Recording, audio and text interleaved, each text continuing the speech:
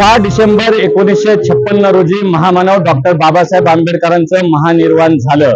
त्यानंतर चैत्यभूमी दादर या ठिकाणी 67 वर्षाचा काळ उलटला तरी देखील लाखो अनुयायांची गर्दी या ठिकाणी महामानवाला अभिवादन करण्यासाठी उसळते।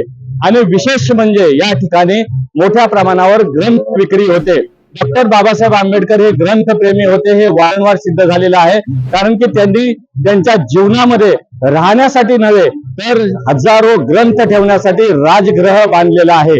त्यामुळे बाबासाहेबांचा ग्रंथप्रेमी आणि त्याबरोबर शिक्षणाशी असलेलं जवळचं आणि अतूट नातं वारंवार सिद्ध झालेलं आहे।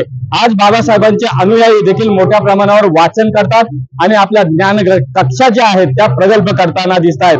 शिका, संघटित व्हा आणि संघर्ष करा हा मूलभूत मूलमंत्र बाबासाहेब आंबेडकरांनी या ठिकाणी दिला आणि खऱ्या अर्थानं शिक्षण घेऊन मोठमोठ्या हुद्द्यावर आज समाज पोहोचलेला आहे।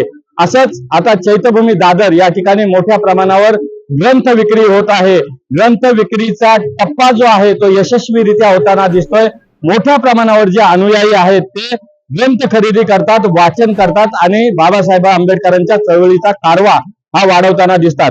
ज्या ठिकाणी ग्रंथ विक्री केली जात आहे त्याचे मालक आणि विक्रेते जे आहेत ते आपल्या सोबत आहेत। आपण त्यांच्याशी बातचीत करणार आहोत की कशा पद्धतीने ग्रंथ विक्री या ठिकाणी वाढत आहे, कशा पद्धतीने त्याला प्रतिसाद मिळतोय। दादा, काय नाव आपलं आणि काय सांगाल एकूणच कशा पद्धतीने ग्रंथ विक्रीला प्रतिसाद आहे? ऍडव्होकेट सुदीप कांबळे, जय भीम। ग्रंथ विक्रीचं आज सकाळपासून एवढं जोरदारपणे सुरू झालेलं आहे आणि हे वर्षानुवर्ष मोठ्या प्रमाणात ग्रंथ विक्री इथं होत असते। लाखो रुपयाची विक्री इथं होत असते। भारतीय संविधान असेल, बुद्ध आणि त्याचा धम्म असेल किंवा जाती व्यवस्थेवर जी पुस्तकं इथं छापली जातात ती मोठ्या प्रमाणात इथं विकली जातात। बाबासाहेबांनी ज्या भुकेलेल्या लोकांना जो स्वतंत्र मिळून दिलं, न्याय मिळून दिला, तो आज ज्ञानाचाही भुकेला झालेला आहे आणि त्या ज्ञानाच्या भुकेची तुम्हाला इथं बघितल्यानंतर या 2 दिवसात कुठेही नाही, जगामध्ये कुठेही नाही एवढी विक्री इथं या शिवाजी पार्क मध्ये होत असते।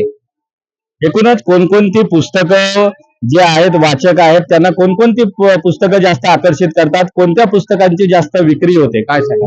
आता लोकांमध्ये एवढी अस्वस्थता आहे, सध्या संविधान धोक्यात आहे असं वाटतंय। त्याच्यामुळे संविधानाची मोठ्या प्रमाणात, भारतीय संविधानाची विक्री मोठ्या प्रमाणात इथं होताना दिसतं। तुम्हाला प्रत्येक स्टॉलवर या संविधानाची पुस्तकं 10, 15, 20 पुस्तकं एका गोरगरीब माणसं, जी अशिक्षित माणसं आहेत ती सुद्धा घेऊन जाऊन आपल्या नातवंडांकडनं वाचून घेत असतात। एवढा दृढ विश्वास हा संविधान वाचवण्यासाठी लोकांचा आहे आणि संविधानाबद्दलची अस्वस्थता, त्याच्यामुळे संविधानाचं पुस्तक याच्यामध्ये खूप विक्री होताना दिसतं। एकूणच आपण बघतो की फुले शाहू आंबेडकर यांनी नेहमीच शिक्षणाला महत्व दिलेलं आहे। अज्ञानातून जर बाहेर पडायचं असेल, अंधश्रद्धेवर जर मुळासकट अंधश्रद्धेला उखडून फेकायचं असेल तर शिक्षणाशिवाय पर्याय नाही असं महापुरुषांनी सांगितलंय। फुलेंची पुस्तकं असतील किंवा शाहूंची पुस्तकं असतील, बाबासाहेबांची पुस्तकं असतील, यांना कसा प्रतिसाद आहे? सर्वच शाहू महाराजांची पुस्तकं असतील, महात्मा ज्योतिराव फुलेंची शिक्षणावरची पुस्तकं असतील, त्याच्यानंतर शेतकऱ्यांचं आसूड सारखं पुस्तक सुद्धा मोठ्या प्रमाणात इथं विक्री होताना दिसतं। तसंच शाहू महाराजांचं वेदोक्त हे जे पुस्तक आहे ते सुद्धा मोठ्या प्रमाणात विक्री होताना दिसतं। तसंच बुद्ध आणि त्याचा धम्म हे सुद्धा पुस्तक स्टॉलवर मोठ्या प्रमाणात विक्री होताना दिसतं। दुसरं एक पुस्तक नवीन आलेलं होतं म्हणजे 2 वर्षापूर्वी, त्याचं नाव होतं सर्वोत्तम भूमिपुत्र, जे हा साळुंक्यांचं होतं, त्याची विक्री ही मोठ्या प्रमाणात स्टॉलवर होताना दिसतं। तसंच ॲनिलेशन ऑफ कास्ट हे सुद्धा पुस्तक मोठ्या प्रमाणात स्टॉलवर विक्री होताना दिसतं। निश्चितच आपण या ठिकाणी बघतोय की बुद्ध धम्म जिज्ञासा असेल किंवा शिवाजी कोण होता हे पुस्तक अत्यंत सर्वात खपाचं हे पुस्तक आहे। त्याबरोबरच माता रमाईचं पुस्तक या ठिकाणी आहे। त्याबरोबर या ठिकाणी आपण बघाल तर भारतीय स्त्री हे देखील पुस्तक या ठिकाणी आहे। अनेक पुस्तकांचा ग्रंथ संपदा या ठिकाणी आहे। सयाजीराव गायकवाड लोकराजे ज्यांनी डॉक्टर बाबासाहेब आंबेडकरांना शिष्यवृत्तीसाठी मदत केली होती परदेशामध्ये जाण्यासाठी, त्याबरोबरच या ठिकाणी मातंगी देवी कोण अशा पद्धतीचे वेगवेगळे सर्व जाती धर्मीय सर्व धर्मीय पुस्तकं या ठिकाणी आहेत। ताई, काय नाव आपलं, काय सांगाल? लाखो लोक या ठिकाणी येतात, अनुयायी येतात, बहुजन बांधव येतात. कशा पद्धतीनं पण मी जे बघतोय सकाळपासून की पुस्तकाच्या दुकानावर जास्त गर्दी आहे. इतर जी दुकानं आहेत त्याच्यापेक्षा जास्त लोक पुस्तकं खरेदी करण्यावर भर देतात. बाबासाहेबांचा विचार हा समाजाच्या मनामनामध्ये, हृदयामध्ये रुजतोय. काय वाटतंय आपल्याला? माझं नाव दीपाली तेंडुलकर आहे आणि गेल्या 10 ते 12 वर्षापासून आम्ही सत्यशोधकचा हा स्टॉल लावतो आणि महत्वाचं म्हणजे 10-12 वर्षापासून ही जी वैचारिक परंपरा आहे ती पूर्णपणे चालू राहिलेली आहे. इथे येणारा जो वर्ग आहे तो पूर्णपणे शोषित वंचित आहे, पण खेडेगावातून आलेला अशिक्षितही जाताना 20-25 किंवा 100 रुपयाचं पुस्तक का होईना इथून घेऊन जातो. हे त्यांच्यासाठी एक मोठी एक शिदोरी असते, वैचारिक शिदोरी असते, जे या ऊर्जाभूमीतून ते घेऊन जातात. महत्वाचं म्हणजे असा काळ चालू आहे जिथे आपली वैचारिक घुसमट होत आहे आणि या वैचारिक घुसमटीच्या कालावधीमध्ये असं जे काही वैचारिक खाद्य आहे तर हे खाद्य आपल्याला करून घेणार आहे. तो शब्द वापरलेला आहे. या ठिकाणी जर बघितला तर महिलांच्या संबंधीमध्ये बाबासाहेबांनी जे संविधानातून हक्क आणि अधिकार दिलेले आहेत, संविधानाच्या पुस्तकांच्या खपाच्या बाबत किंवा आता जे देशामध्ये वातावरण आहे, कसं वाटतंय तुम्हाला की संविधानाची पुस्तकाची ग्रंथाची जो राष्ट्रीय ग्रंथ म्हणून संबोधला जातोय आणि आता संविधान गौरव दिन देखील आपण साजरा केला आणि खूप मोठ्या प्रमाणावर या ठिकाणी त्याला प्रतिसादही आला. कसं बघता संविधान ग्रंथ आहे याची विक्री कशी आहे? संविधान ग्रंथाची विक्री खूप आहे, कारण मोठ्या प्रमाणावर म्हणजे लाखोंची गर्दी या म्हणजे ऊर्जाभूमीवर झाली होती. शिवाजी पार्क मध्ये लोक जमले होते आणि ते पण संविधान सन्मानार्थ सभेसाठी जमले होते आणि एक संविधानाचा जागर या देशामध्ये, महाराष्ट्रामध्ये आणि या शिवाजी पार्क मधून घुमला गेला असता भारतामध्ये. आणि मोठ्या प्रमाणावर येणारा जो प्रत्येक वाचक वर्ग आहे तो येताना पहिला प्रश्न की संविधानाची प्रत आहे का, असं किंवा छोटी असेल मोठी असेल कुठली का होईना एक प्रत खरेदी करून घेऊन जातो. एकूणच आपण बघतोय की संविधानाच्या प्रत आहेत त्या या वर्षामध्ये विक्रमी खप त्याचा होत असल्याचं आपण या ठिकाणी बघतोय. आपल्यासोबत अजूनही काही या ठिकाणी पुस्तक विक्रेते आहेत, आपण त्यांच्याशी बातचीत करतोय की त्यांचा अनुभव कसा आहे. दादा, काय नाव तुमचं? माझा अतुल खराब. पुस्तक खरेदीला प्रतिसाद कसा आहे? चांगला आहे. ओके. दादा, काय सांगाल, तुम्ही कधीपासून या ठिकाणी पुस्तकं विक्री करताय, काय सांगाल? 2000 सालापासून या ठिकाणी पुस्तक विक्री होत असते आणि गेल्या 2-3 वर्षापूर्वी मधला कोरोनानंतरचा काळ आहे तो पुन्हा नव्याने थोडा आर्थिक याच्यातला जात असतात ना, पुन्हा जो तळागाळातला वर्ग आहे तो पुन्हा जाताना, परंतु पुस्तकांची एक शिदोरी नेत असतो हे पुन्हा यावर्षी दिसून येते.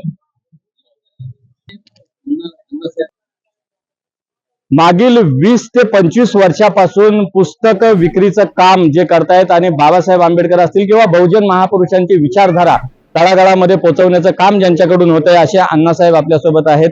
काय सांगाल, काय नाव आपलं आणि एकूणच कशा पद्धतीनं आपण हे काम हाती घेतलेलं आहे, आपला उद्देश काय नेमका?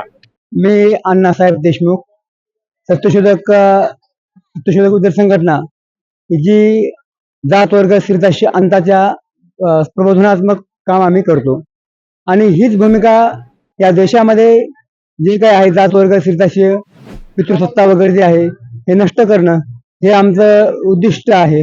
आणि या उद्दिष्टाच्याच आधारावरती महाराष्ट्रातील जे काही पुरोगामी आहेत, फुले शाहू आंबेडकर यांची विचारधारा समाजामध्ये प्रबोधनात्मक त्यांचं कार्य जे आहे आणि त्यांच्या पावलावर पाऊल चालण्याचा आमचा हा प्रयत्न आहे.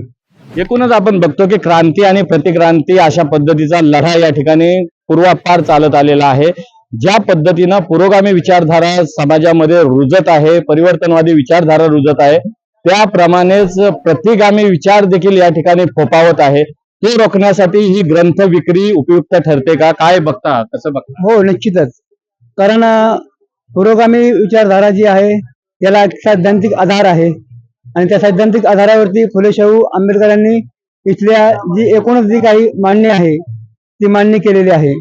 आणि पुरोगामी जर तुम्ही म्हणत म्हणजे प्रतिगामी जे आहेत, प्रतिगाम्यांचा एक भाग राहिलेला आहे, जे आहे ते खोटं बोलायचं आणि वारंवार खोटं बोलून ते सत्य आहे असं दाखवण्याचा जो भास ते करतात. त्यामुळं आम्ही सांस्कृतिक कार्यक्रम देखील आम्ही याच्या माध्यमातून आम्ही चालवतो. म्हणजे उदाहरण द्यायचं झालं तर 25 डिसेंबर जो आहे, 25 डिसेंबर हा आम्ही श्रीमुक्ती दिन म्हणून साजरा करतो. त्याचबरोबर 3 जानेवारी जो आहे 3 जानेवारी हा सावित्रीबाई फुलेंचा जे आहे तो आम्ही शौर्य महिला दिन म्हणून आम्ही साजरे करतो.